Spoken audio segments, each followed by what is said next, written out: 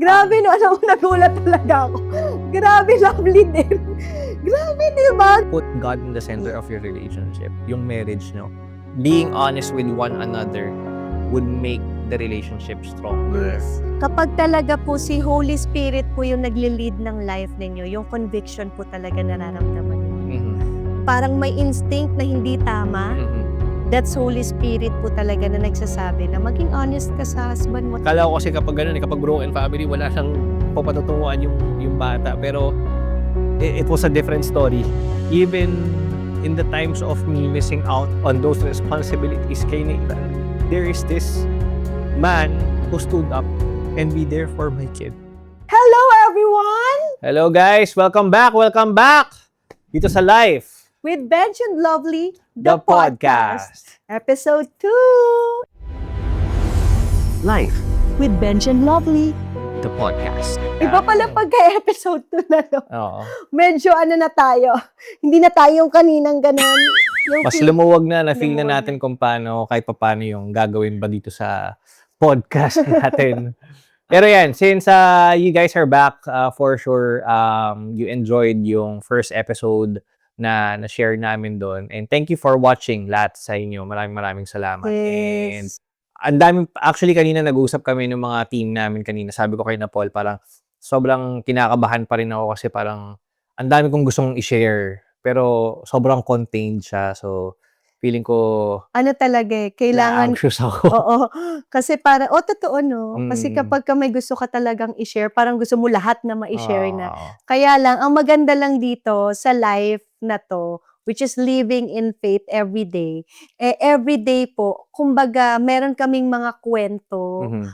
meron nangyayari sa life natin, na ito lang muna yung pag-uusapan natin para makafocus tayo. Totoo. Thank you din, Dad. Kasi kilala mo naman ako, kung saan ako pumupunta pag Kaya mga nga ganito. Pero I enjoy yung first episode natin and for sure mas ma-enjoy natin tong second episode. Yes. Kasi itong second episode, ang itatakal natin, how it is right now sa atin having a toddler and then a young adults. Meron tayong mga young And adults. as a married couple. Married couple. So, how is life being balanced ng ganun? For sa mga hindi nakakaalam, blended family kami. Super duper blended. Blended family kami. So, okay kami nung both sides ng mga Yes. magulang ng mga anak namin. Praise Shout out God. pala sa inaanak ko. Yeah. Kasi yung dati pong ex-wife niya, is yung ngayon na anak, ninang po ako. So, ang sarap lang sa pakiramdam na nagiging ganun yung relationship Yeah, natin. and I think ano yun it's something that hindi namin talaga ina-expect, pero si Lord Grabe. yung nagtahi how to bridge yung siguro mga broken relationships before and then mend it and bring it to one Kaya harmonious talagang one. may restoration. Oo, totoo. Pinagpipray talagang restoration. Tro. Kasi nung dati lang, nung bago naging maayos ang lahat, pinag-uusapan natin palagi. Na sana magkaroon kami ng time together, ganyan. Yung maging okay. Maging okay. Maging okay. And I think it's hard kasi for a blended family, as typical to na nangyayari na parang magkaaway ang parents, hindi nakikita yung anak. Kaya yun nga yung pag nagkukwento, meron akong isa na kinuwentuhan, talaga ba? Close kayo? Ganon. Sabi ko, oo. So parang nagulat sila na parang feeling nila na nagpaplastikan ba? Hindi po talaga. Talagang by heart talaga, na nag-uusap kami, nagsishare kami ng moments. Ang sarap po talaga sa pakiramdam. Kahit na yung sa side din ng daughter ko, yun, naging okay din. Hindi naging madali, pero naging okay. Ano siya kumbaga it took time para magkaroon ng peace sa bawat isa. And I think kahit sinong dumating sa part ng broken family or separated yung parents ng mga magulang whatsoever, I think yun yung parang pinaka-pinapangarap na magkaroon ng peaceful life yung mga anak. It's not about the pride that we had, mga anong tawag dito? Differences ng bawat isa, pero it's about the kids growing up in this kind of yung saya nila. yung saya nila. I mean, iba-iba yung yung ngiti na makikita mo na pag magkakasama nung iba ang talaga. saya, ang saya. So, today, we're talking about yun nga, us having young ones na Meron pong 19 college, years old. 20, 20 ka na? si 20 na Nathan, yun? 20 na sa 20 this na, year. yes, 20 na sa 20 this na. year. Ako naman 19 This this year. year. Kasi meron Hala, tayong magti 3 years old this year. sobrang kulit. Oo, ang layo ng mga gap. How it is to have that kind of house. No, Yes. paano nabubuo yung bahay niyon? Ano yung mga changes na yun and all. So, yun, sige, let's go straight to it. Pinag-uusapan natin kanina how it came about na nagkaroon tayo ng technically parang blended family, no, na ninang ka ng anak ni na okay, trivia. Yung dating partner ko po, ang pangalan po is Lovely din. Okay. So, Grabe no, alam mo, nagulat talaga ako. Grabe, lovely din. Grabe, di ba? Grabe si Lord talaga. Mag-ano, gumawa. FYI, hindi ko alam na Lovely rin yung pangalan niya nung una kami nagkita. So, na-realize ko lang na, Yun naman, may Ann. oh, siya, Lovely Ann. Tapos, ako lovely lang.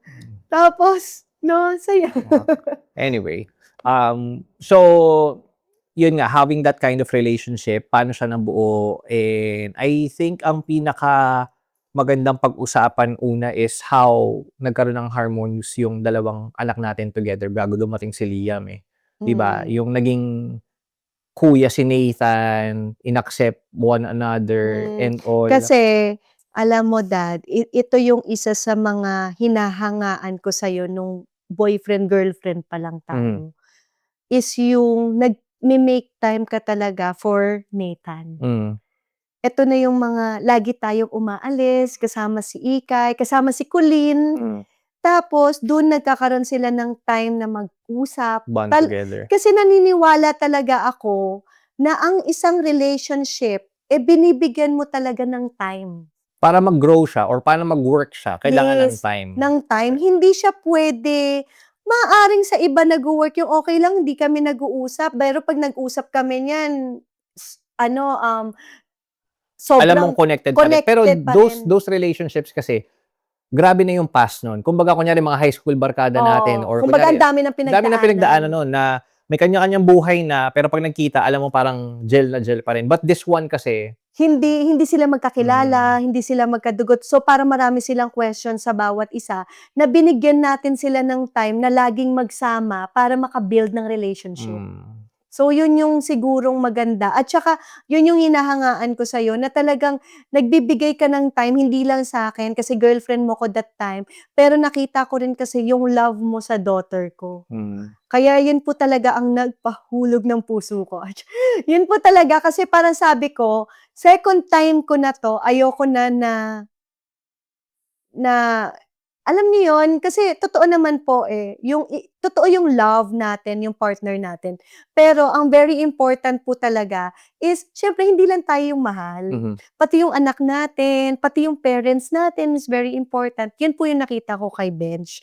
Kaya talagang na-inlove ako sa kanya kasi, nag-take time talaga siya para magkaroon sila ng bonding ni Krisha.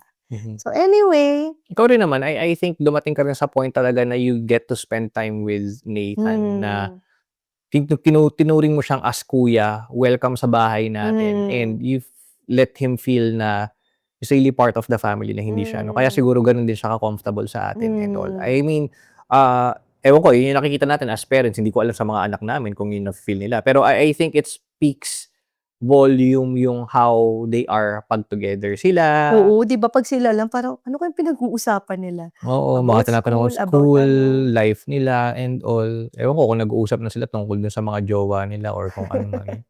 Ewan ko. Kasi yung panganay ko, yung jowa niya siya eh. Pero, alam mo yun, I'm really happy. Pero, yun nga, with having that kind of blended family, hindi siya naging mahirap hindi siya naging madali para sa amin. It took years Hindi, to kasi develop. sa totoo lang, yung daughter ko po talaga, hindi talaga agad na-accept Totoo yan. si Benj. Lalo na nung time na, i-share ko lang po nung nagwala si Krisha nun.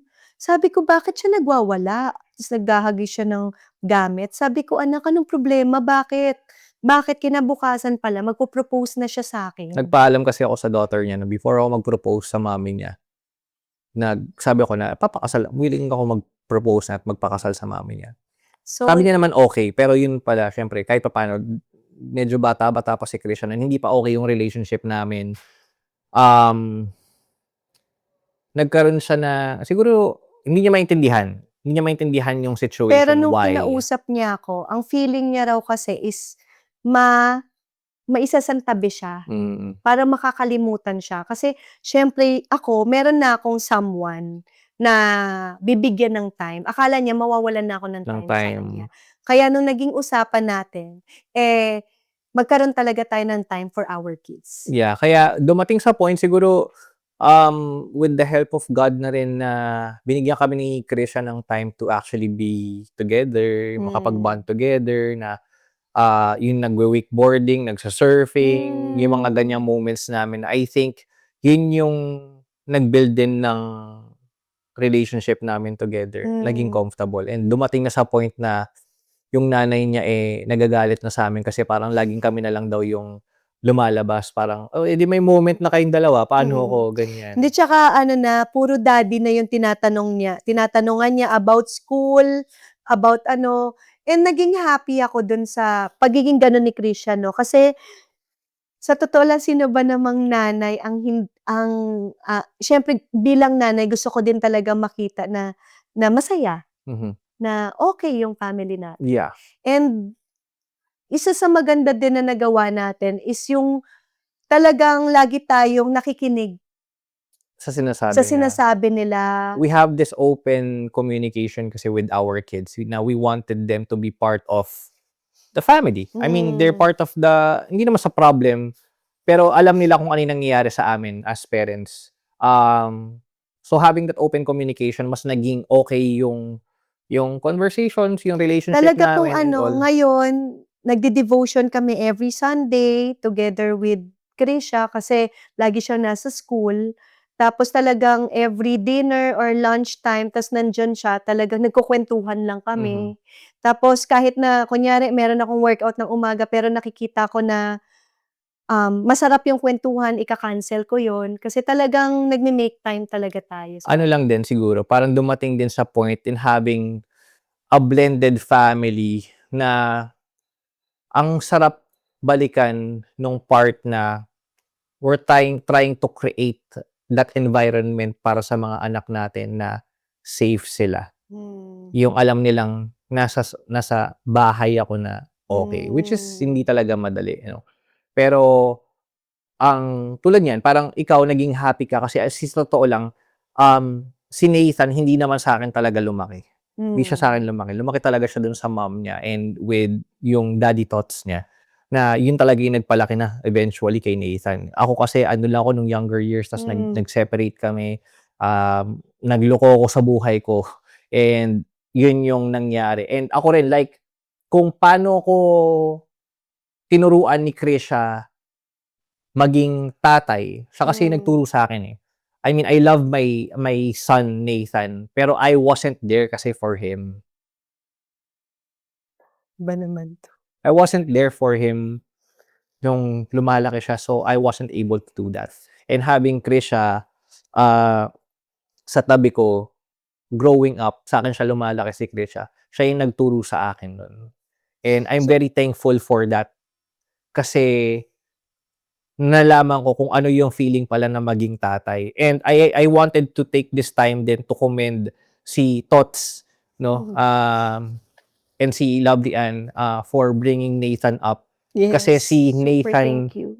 na-realize ko nung nag-usap-usap kami ng birthday mo, di ba? Para sabi ko, ang swerte ng anak ko. I mean, ang swerte ko sa stepdad ni Nathan na tinanggap siya ni Tots and ng buong family anak, as unang apo and all, na parang saan nga makakahanap ng ganung klaseng pamilya na tatanggapin yung hindi nila kadugo.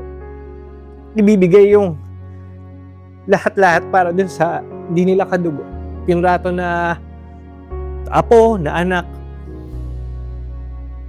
Parang sabi ko, Lord, thank you kasi even in the times of me missing out on those responsibilities kay Nathan, there is this man who stood up and be there for my kid.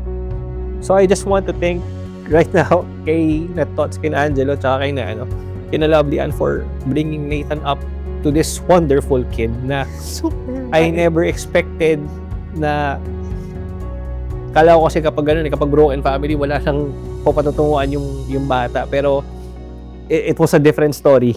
They took care of Nathan very, very well. And sobrang thankful. Yun na nalaman ko parang yung lolo niya binigyan ng graduation gift nung graduate ng senior high. Pwede bang maging anak niyo na rin po dito? Maambunan din po kami dyan. Hindi, tsaka kahit ako, sinasabihan ako ni Tito, no, na parang, we are family, Lovely. You are our family. Na parang, ang sarap lang na may taong ganun. Yes. Na parang, kahit hindi ka naman, kasi every party po talaga nila, invited po kami. And thank you so much po sa Magtoto family. Sobrang invited kami palagi. Tapos, hindi namin na-feel yung, alam mo yun, Being left out. maging left out. Binibigyan nila talaga kami ng time na makausap kami. And ang sarap pala ng ganun na pakiramdam na maging okay talaga. Talagang, Grace honestly, talaga ni Lord, grace na lang talaga ni Lord na how things came about that well. Na alam natin na there will be challenges pa. Pero having that, sobrang thank you Lord na tayo hindi natin magagawa yun. Pero with His greatness and grace sa atin, nagagawa niya to put 3 families together. Yes. Diba? 3 families together. Imagine that. Parang, wow, thank you, Lord. And, ang saya lang sa puso. Leading to, meron kami ngayong 2 years 2 years old. Dami yung 2 years old. Ang hirap. Unexpected. Yeah. Ano siya actually, yung sa part naman ay na having, sa ating dalawa, kala ko magiging mahirap kasi baka magselos na tong isa, wala nang time dun sa mga kuya, sa ate, na parang dito na lang sa bata, ganyan. Pero eventually parang okay naman. Okay naman. Sinasabi nga ni Christian na na isa daw sa nagpasaya talaga sa kanya is si Liam. Si Liam talaga yung para nagbigay buhay. Kasi may makulit na bata sa bahay. Lumaki kasi siya ng mag-isa lang. Oo. Tapos ngayon, parang ang pina-problem dati ni Krisha was paano na yung attention sa kanya? It was really hard nung una kasi syempre nandun pa yung nagkiselos siya, ganyan, wala na yung attention sa kanya kasi pero nung ginawa naming involved siya doon sa pagpapalaki kay Liam, ang sinasagot niya na sa amin, nagpaplano pa kayo ng isa pa? Ano to? Paano na to? Ako mag-aalaga ng mga so, nakakatawa na parang anak, sandali lang. hindi naman namin sa kanya binabata yung responsibility. Pero since nafe-feel niya kasi na she's part of it, yes, na-enjoy niya ngayon yung I think being ate. And I mean, kasi dad, sa totoo lang, pag nagta-travel din kasi tayo. Oo, Para siya rin makagala tayo.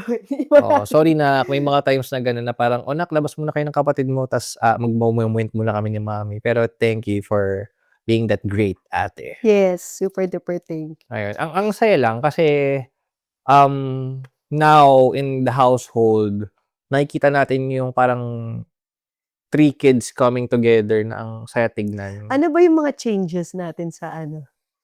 Ano ba yung mga changes natin? Like, kunyari, tayo, nung nandiyan na si Liam. Siguro mas nagiging intentional tayo for our time together.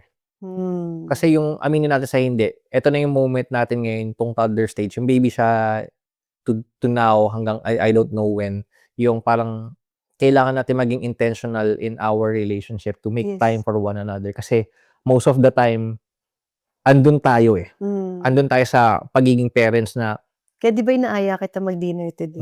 Dinner today. Labas tayo mamaya. Dinner tayo mamaya. Na kailangan natin maging, yun yung mga changes. Kasi before, wala tayong pinaproblemang ganun. Kasi si Ikay or si Nathan, nasa school lang sila So may time tayo lagi together. Ngayon, paano to?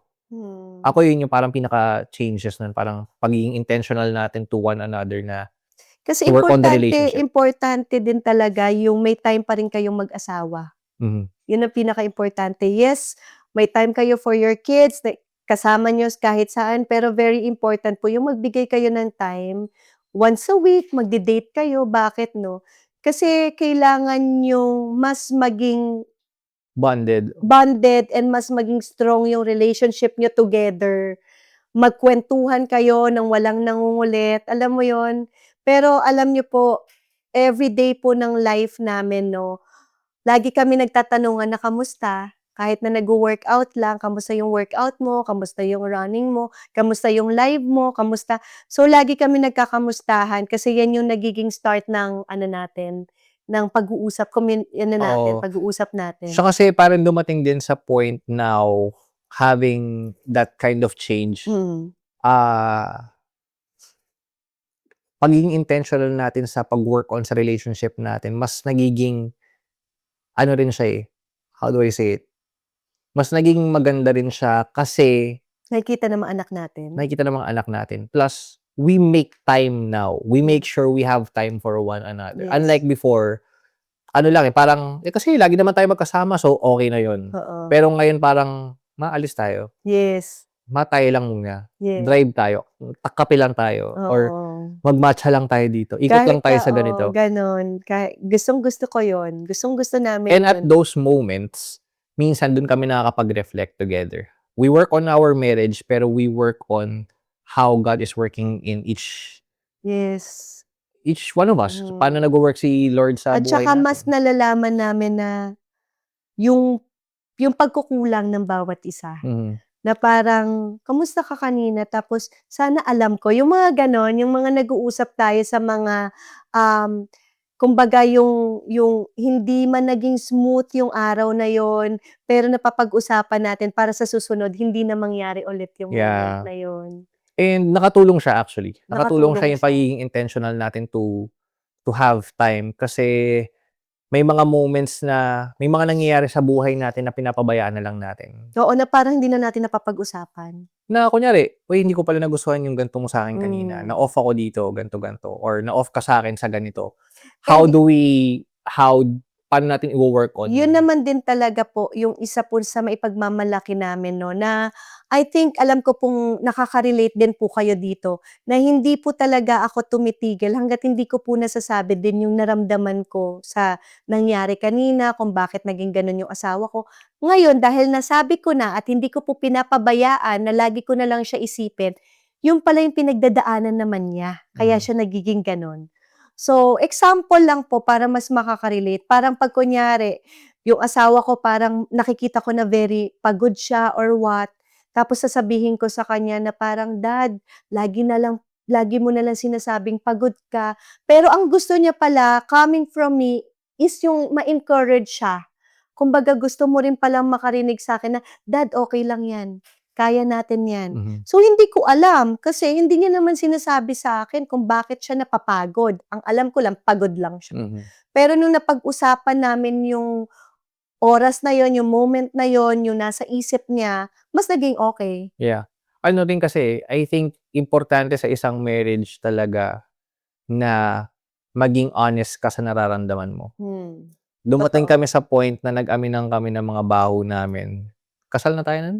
Before tayo magkasal? Before tayo Oo, kasal. pero until now kapag meron kaming mga nagagawa na hindi glorifying kay God, parang kami na yung nako-convict na parang, I have to tell this to my wife. She has to tell this to me. Kasi being honest with one another would make the relationship stronger. Yes. At saka kapag talaga po si Holy Spirit po yung nagle-lead ng life ninyo, yung conviction po talaga nararamdaman ninyo. Mhm. Yung parang feeling na parang ano, parang may instinct na hindi tama, Mhm. that's Holy Spirit po talaga na nagsasabi na maging honest ka sa husband mo. So ngayon, kada may problema, kada meron akong naiisip, yung before na mga past na mga nagiging problema na ngayon lang nauungkat, nagiging honest ako sa kanya. Same with Gan me, naging honest din ako yes, sa'yo. gano'n din siya sa'kin.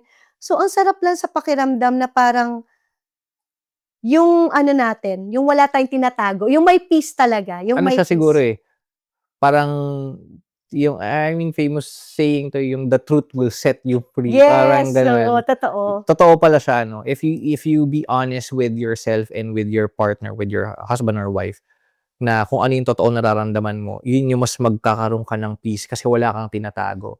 So ako, isa siguro sa mga advice na masasabi namin for the couples na who are, I think, struggling or nagkakaroon ng problema when it comes to communication, being honest with one another would really make your relationship better. Yes, Na, super. as in, and bago kayo maging honest, put God in the center of your Yes. relationship, yung marriage nyo. Kasi hindi pwedeng kayong dalawa lang eh. Kailangan meron kayong guidance ni Lord. Sino yung nagbubuo? Sino yung nagbabond sa inyo together dun sa relationship? Kasi without that bond, without Jesus in the center or God in the center of your marriage, Meron pa rin kayong mag-shake yan eh. oo. Mag-shake yan. At saka may mga bagay pa rin kayo na bakit ko pa sasabihin, okay naman ako. Okay naman ako eh. Pero kapag may conviction ka kasi, alam ni Lord na parang, ay, ginawa mo yan. Kahit sabihin mo, hindi ko na sasabihin sa asawa ko, hindi na malalaman, si Lord na lang nakakaalam eh. May conviction pa rin yun na parang, the end of the day, sorry, may nagawa pala akong ganito. Ito pala yung naisip ko, ganito. May conviction eh. And those convictions could lead you to be honest and more deeper in that Share ko lang, relationship. Dad, no? One time, may friend ako nagtanong sa akin. Sabi niya, hindi ka ba nagsiselos? Kasi bumabalik na siya sa teleserye, tapos knowing kung sino pa yung nakasama niya sa teleserye, mga artista na sikat, mga magagandang babae. Sabi ko, hindi. Sa totoo lang po, hindi talaga. I pray for my husband every day. Ganon din siya sa akin every day. Pinagpipray ko siya for the protection. Pero ang pinaka-importante is meron siyang relationship kay Lord. Hindi naman siya nagkamali siya sa akin, yes, pero ang pinaka magagawa niya ng pagkakamali at malulungkot sa gagawin niya is si Lord. Kasi may relationship kayo ni Lord eh. Katulad ko, kaya sabi ko, hindi. Kasi kahit na anong tago niyan sa akin, iko-convict yan ni Holy Spirit. Sasabihin at sasabihin niya pa rin yan. Kaya po talagang pray for your husband. Yun po talaga yung isa din Pray sa for your wives din. Yes, yun din po talaga isang masasabi ko. Pray for one another, for protection, kung saan man pumunta, na wag matukso. Alam niyo po talaga, ang enemy po, grabe po, yan manukso. Talagang very deceitful yan. At the same time, para pong content creator yan. Magaling mag-content yan. Para lang, akala mo okay to, pero hindi pala. Yeah. But if you know God more, and you know Him every day, parang kilala mo na siya. Get to know Him every day. Yes, get to know Him every day. Malalaman mo na kung ano yung gusto niya at sa hindi. Kasi I think kapag nalaman mo yung gusto ni Lord dun sa buhay mo, maintindihan mo kung worth it ba tong gagawin kong kasalanan? Worth it ba to? Is this something that would really make me happy or panandalian lang to? Yes. Kasi yun yung nagiging nangyayari sa atin sa mundo ngayon eh. Parang we really want instant gratification. Konting ganito lang, gusto ko maging masaya. Kaya nga, di ba, dami nalulurein sa mga social media na scroll. Kasi gusto mo lang magkaroon ka ng sinasabi nila dopamine hit. Tama ba? Dopamine hit. Oo. Yun. Para at least maging okay ka. Pero if alam mo ang happiness mo is coming from Him, hindi ka magre-rely dito eh.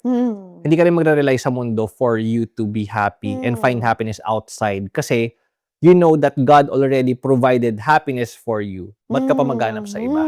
Diba? Siya palang may joy na eh. Oo. Diba? Diba? So, maintindihan mo. Kasi, na totoo lang, no? Ako, I pray for myself din. Hindi ako nagpapakalinis na parang, ang temptation nandiyan lang sa tabi. Yes. Nandiyan lang sa tabi. Andyan yan. Sa mga kasama mo sa industry, andyan yan. Lahat ng tukso, andyan. Hindi na sa industriya, sa mundo itself, okay, yun yan. Yes. Sa mundo itself, tumingin ka lang sa social media mo, yes, ano na yan eh, temptation na yan eh, alam mo yun. Pero how you get about and how you focus yourself dun sa meron ka,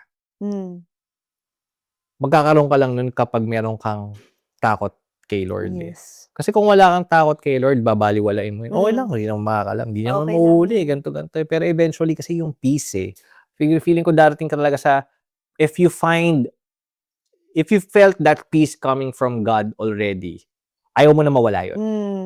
Like, for example, ako honestly, pag nagpe-praise and worship tayo sa church, or worship night natin, kunyari, minsan kapag nag-overflow na sobrang nagpe-pray ako sa kanya, nafe-feel ko siya, alam mo yun, lagi ko sinasabi sa kanya, "Lord, bakit gano'n ngayon lang kita ulit naramdaman. Parang 'wag mo akong iwan Lord, please. Parang please 'wag mo akong iwan." Kasi ito yung feeling na gusto ko, na despite of hindi despite yung tamang term, eh. Kahit na maraming masaya sa mundo na puwedeng magpasaya sa'yo ng Iba konti, pa rin. iba pa rin yung peace niya, eh. So if you know, I think yun, yung point ko is, if you know where that peace is coming from and what that peace is giving you, I think dun ka mas magiging honest sa sarili mo na, "Okey ako, eh." Na, "Hindi ko pala kailangan 'to. Hmm. Okey ako dito kasi ito yung pinaka the best peace na hindi ko mahahanap." Kasi not saying before tayo mabaptize, before we get to have that, understanding din how to get to know Jesus, God, the Holy Spirit, parang it took us time and nagawa na natin lahat ng kalokohan natin. And nakita natin ito yung feeling dati, ito yung feeling ngayon, "Teka, ayoko na 'to. Ito yung gusto ko." Maraming yung nagtatanong, na parang, 'pag Christian ka hindi ka na nagkakamali or we are all sinners po. Until now po, nagkakaroon pa rin po kami ng thoughts na hindi maganda for other people, nakakapag-judge pa rin po kami. But because we know Him, we know God, alam na namin to repent na, "Lord, sorry. Sorry Lord dun sa naisip ko. Sorry Lord sa nasabi ko dun sa tao. Tulungan mo ko Lord na hindi ko na 'to magawa next time." Yeah. So, talaga sobrang layo natin kay Lord. Pero lagi nating babalikan nung ginawa tayo, kinreate tayo ni Lord is likeness ni Yeah. God. Kaya, as long as ilapit natin yung sarili natin, as long as we repent of ano man yung ginagawa natin, talagang patatawarin tayo ng forgiving God natin. And I think to connect that in our relationship, no, I think for people asking, paano ba magkaroon ng ganyang klaseng relationship, 'di ba? Na sa atin, people may think na parang ang perfect ng relationship niyo, or for other people parang, ang plastic niyan, or kung ano man isipin. Nag-aaway pa rin. Nag-aaway pa rin kami. Pero to have that kind of peace in a relationship, first you need to find peace with Him. Yun siguro. So if for those people, couples na you think you're struggling with your partners and all, try to connect with God. Yes. Try to talk to Him, pray, and let Him do the work. Yes. Let Him show you how gracious He is sa relationship nyo. Siya yung mag-aayos niyan. Pero minsan din talaga kung iisipin ko lang din, meron din talagang ginagawa si Lord na maaring paano ba, yung Hinahayaan niya mangyari yung mga hinahayaan niyang mangyari. Kasi hindi niya hinahayaang mangyari para maging magulo. Hinahayaan niyang mangyari kasi merong learnings. Yes, kailangan mo matuto. Meron siyang lesson na binibigay talaga. And sa nangyari sa atin, dami din nating learnings. Alam kong hindi pa ito, tatanda pa tayo, marami pa tayong challenges, ang dami pa nating kaharapin. Pero ang maganda lang, thank you Lord dun sa peace. Thank you Lord na wala pala akong dapat na ikaisip na masama sa asawa ko. Kasi I know He is with you. Yung ganung pakiramdam. Masaya. Right now, we felt so blessed with this kind of setup, having a blended family, a young one. We're praying for another baby. Yes po, kasi magpo-40 years old na po ako. Actually, nothing is impossible to Him naman po talaga. And talagang may faith ako na ibibigay talaga ni Lord yan. Pero gusto ko sana pagka hindi na ako lumampas ng 45. Pero si Lord pa rin nakakaalam. Yeah. Siya lang ang Ang exciting lang na parang with this kind of relationship na anything is possible if you have God dun sa family niyo, dun sa relationship niyo. Tsaka alam niyo po sa totoo lang, no, At the end of the day po, yung heart natin yung mangingibabaw. Nakikita ni Lord yung intention ng puso natin. The more na nakikita niya yung intention ng heart natin, the more niya binibigay. Bakit may mga bagay na hindi siya binibigay? Kasi maaring ikasira natin. Redirection niya ni Lord sa atin. Yes. Yeah. Kaya napakaganda talaga na yung intention ng heart natin, alam natin kung ano nga ba talaga yung intention ng puso natin. Ba't natin yun hinihingi sa Kanya? Yeah. So, ayun, I think we've napag-usapan natin yung mga dapat natin pag-usapan. Plans in the Yes. future. Plans Plans in the future.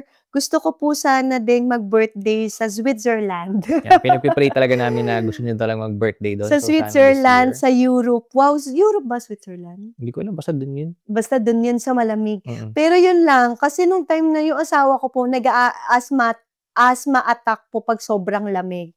So, isa yun sa pinagpipray ko kung talaga bang kaya natin yung lamig. Yun. Kung kaya po ba talaga namin yung lamig. Gusto ko po din mag-40th. 40 na ako this year. I'm so happy and I'm so proud. Sabi nga nila grabe parang ang bata mo pa rin. I think grace talaga ni Lord yan, nag-overflow. Yung joy and the overflowing lang talaga siya sa life ko. That's why siguro. Pero yun yung mga life natin sa future. Ano pa bang plans yun? Magka-baby. Magka-baby. Magpakasal ulit. A renewal of vows as a Christian. And Yun. siguro pinaka to end this, yung dreams namin as a family siguro. It's syempre yung our kids to have that kind of relationship with God din. Have that Yeah. kind of relationship. More than anything na material things na may iwan namin sa mundong to, feeling ko wala naman kami may iwan. Feeling ko yung having and leading them back to Jesus and having that kind of relationship with God, yun yung best na may iwan namin sa kanila. Yun yung dream namin for our family. Isa sa grabe po to, narinig ko yung anak ko umiiyak sa CR. Siyempre na-bother ako as nanay po, no, na kinatok ko talaga siya, anak, ano nangyari? Ma, nag-uusap lang kami ni Lord. Ay, sorry. Parang, ay, sorry, nak. Kasi syempre, parang akala ko ano na nangyayari sa anak ko, no? Pero yun yung pinakamasarap sa lahat. Kasi hindi tayo agad-agad nalalapitan ng mga anak natin, lalo na kung may mga sensitive na mga usapan or meron siyang gusto niya, talagang alone time with God. Yun yung isa sa pinakamasarap na maiiwan natin, yung may relationship sila kay Lord. Ay. And praying talaga na mag-grow yung faith nila kay Lord.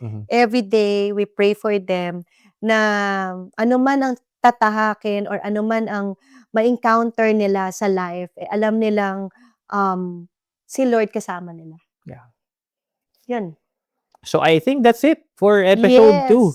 Thank you for watching sa mga na-share namin sa inyo in regards of how we are as a family, how we work on our relationship. Sana may napulot kayo. And we just wanted to end this with a prayer. Yes. A prayer for all the couples out there, newlywed or bagong nag-work pa lang sa relationship, or kaya may plano na, malapit ng ikasal. Or you're struggling or anything, we just want to pray for you, no? Lord, thank you so much for today, Lord. Yes, Lord.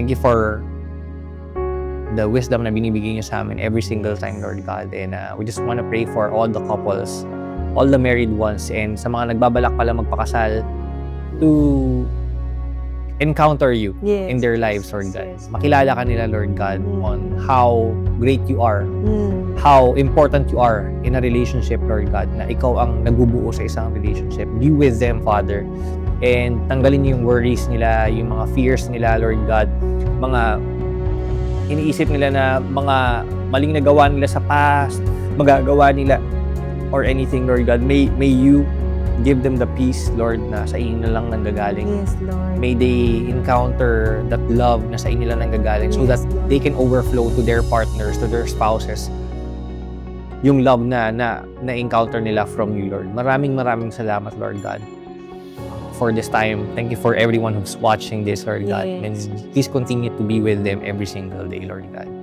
We love you so much, Lord. In Jesus' name we pray. Amen. Thank you so much po. So I think that's episode 2. Yes. Episode 2. Please follow our Life with Bench and Lovely, the podcast. Tong podcast namin, we will be uploading at least kahit pa paano every week. Makapag-upload kami ng mga episodes namin. Please share our video if you find this interesting for you. And yeah, follow our social media pages, accounts, para at least updated lang kayo from time to time. Again, see you guys next time. Bye! Life With Bench and Lovely. the podcast.